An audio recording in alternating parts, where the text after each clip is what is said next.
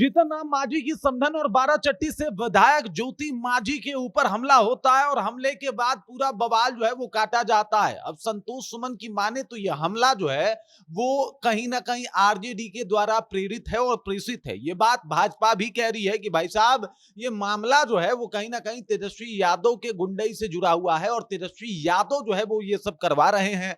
अब देखिए संतोष सुमन की अगर माने तो वो कह रहे हैं कि यादवों ने हमला किया है, मतलब उसमें जो है वो 3-4 लोगों का नाम लिया गया जिसमें 3 यादव थे, 2 किसी अन्य कास्ट से आते थे।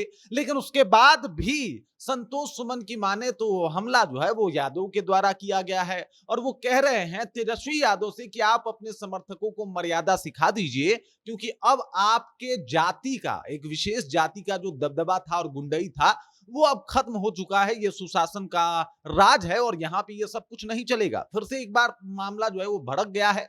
बकायदा संतोष सुमन का जो पोस्ट आया एकदम से बवाल जो है उस पोस्ट ने मचा दिया। उन्होंने साफ तौर पे दलितों के सम्मान की बात कर दी और वहीं पे यादवों को दोषी बना दिया। पूरी कहानी क्या है चलिए इसको विस्तार पूर्वक समझते हैं, जानते हैं। लेकिन उससे पहले मेरा परिचय जान लीजिए। मेरा नाम है रजत और आप जनता जंक्शन देख रहे हैं। देख लीजिए एक बार फिर से लगभग 20 लोगों के ऊपर एफआईआर किया गया है जिसमें 9 लोग नामजद हैं। अब 9 लोगों के ऊपर अगर देखा जाए तो बहुत सारे उसमें जो जिनका नाम डाला गया है उसमें यादव हैं, कुछ लोग जो है वो किसी और जाति से भी हैं। लेकिन अफसोस ये सारा हमला जो है वो सिर्फ यादव जाति पे फोड़ा जा रहा है और इसका प्रमाण जो संतोष सुमन है उनका एक पोस्ट है। उन्होंने पोस्ट के जरिए जो कुछ बात कही वहीं से बवाल जो है वो भड़का और वहीं से जो है इस बात की चर्चा शुरू हो गई कि लीजिए साहब एक बार फिर से यादवों को टारगेट किया जा रहा है। अब देख लीजिए डॉक्टर संतोष कुमार सुमन ने जो ये बातें कही है उसका असर क्या हुआ है।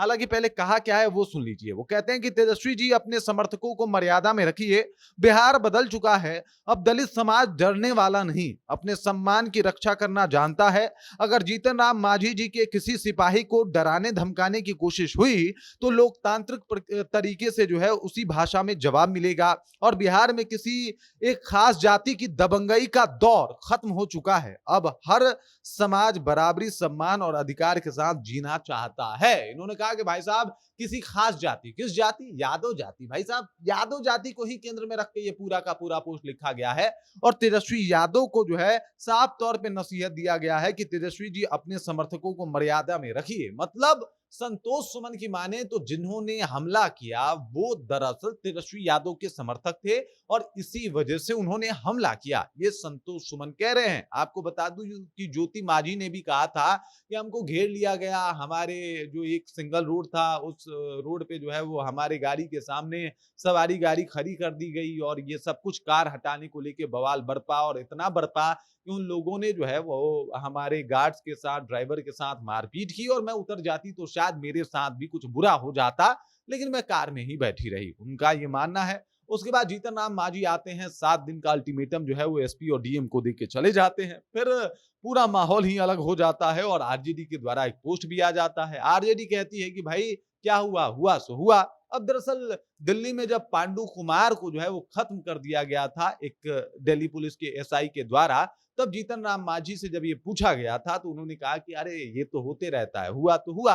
अगर उतनी जल्दीबाजी उस वक्त जीतन राम मांझी शायद दिखाते और अपने आप को प्रूव करते तो आज इतना विरोध नहीं हो रहा होता। लेकिन अफसोस जीतन राम मांझी ने उस दरमियान बस हुआ तो हुआ कह के टाल दिया था और उसी बात को लेकर सोशल मीडिया पे इस तरीके की बातें शुरू हो गई कि क्या हो गया तो हो गया। मतलब अपने ऊपर आया जीतन राम मांझी को तो उनको तुरंत न्याय व्यवस्था, लोकतंत्र और तमाम चीजें जो है वो दिखने लग गई।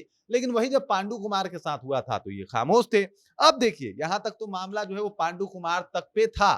संतोष सुमन के एक बयान ने तुरंत इसको यादव वर्सेस दलित कर दिया। इन्होंने कहा कि दलित समाज भी अपना रक्षा करना जानता है, तेजस्वी यादव जो है वो अपने समर्थकों को समझा लें, किसी खास जात की गुंडई नहीं चलेगी। अब कौन सा खास जात सबको पता है।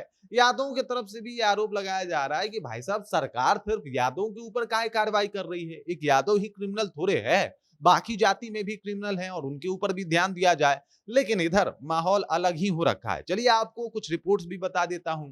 रिपोर्ट्स की माने तो वो कहता है कि बिहार में जो एसटी एससी एक्ट है उसके तहत जितने ज्यादा सवर्ण नहीं, मतलब एसटी एससी का सजा काट रहे हैं या एसटी एससी का एफआईआर उनके ऊपर हुआ है जितना ओबीसी के ऊपर हुआ है। अब यादव समाज भी ओबीसी में आता है, कोयरी समाज ओबीसी में आता है, बहुत बड़ा समाज है, बहुत बड़ा तबका है जो ओबीसी के अंदर आता है।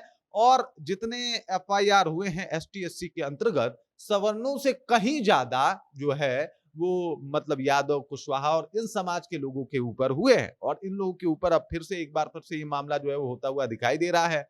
अब जहां पे ज्योति मांझी कह रही हैं कि जाति सूचक शब्दों से हमें नवाजा गया और गाली गलौज की गई, तो मामला एसटी एससी एक्ट का बन जाता है। और ऐसे में एफआईआर भी करवा दिया गया है, अल्टीमेटम भी दे दिया गया है और कहा गया है कि कार्रवाई तो करनी ही पड़ेगी। और अब इधर सीधे तौर पे चेताया जा रहा है तेजस्वी यादव को कि सावधान हो जाइए, वरना हम आपको मर्यादा सिखा देंगे। आप अपने समर्थकों को जो है वो मर्यादा सिखाइए, नहीं तो हम आपको बख्शने वाले नहीं है। भाजपा भी सपोर्ट में आ गई, कही कि भाई साहब ये तो गलत बात है, दलित के साथ जो है वो गलत हो रहा है, ये हमला जो है वो तेजस्वी यादव ने ही करवाया है। मतलब कमाल की बात है।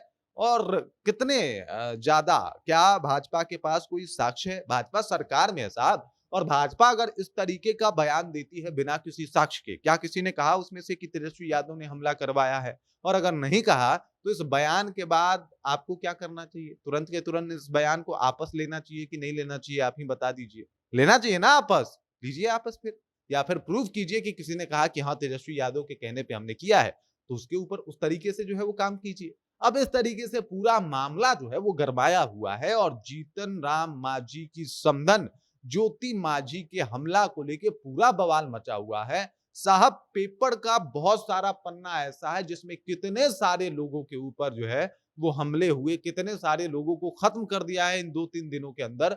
लेकिन अफसोस की बात यह है कि मांझी जी उनके बारे में कभी सोचे ही नहीं, उनके बारे में कभी बात ही नहीं किए। उन्होंने कहा ही नहीं कि भाई साहब ये तो गलत हो रहा है। लेकिन अफसोस की बात यह है कि अचानक से जब उनके समधन पे हमला हुआ तो उनको ये सब कुछ याद आने लगा। अब मांझी जी तो मांझी जी हैं, दलितों के मसीहा बनते हैं, लेकिन आप बताइए कितने दलितों के साथ वो खड़े हो गए हैं और कितने दलितों के विकास की वो बात किए हैं, ये भी बहुत बड़ी बात है। और अब जिस तरीके का माहौल बना है, इसके ऊपर ये कहा जा रहा है कि भाई साहब मामला जो है वो तेजस्वी यादव और मांझी जी और साथ ही साथ दलित वाला जो है वो होता हुआ दिखाई दे रहा है। बाकी इस खबर, इस जानकारी को लेके आप क्या सोचते हैं? आपके ज़हन में क्या कुछ चल रहा है? कमेंट कीजिए, अपना विचार हम तक पहुंचाइए। बाकी आप देख रहे हैं जनता जंक्शन और मेरा नाम रजत है।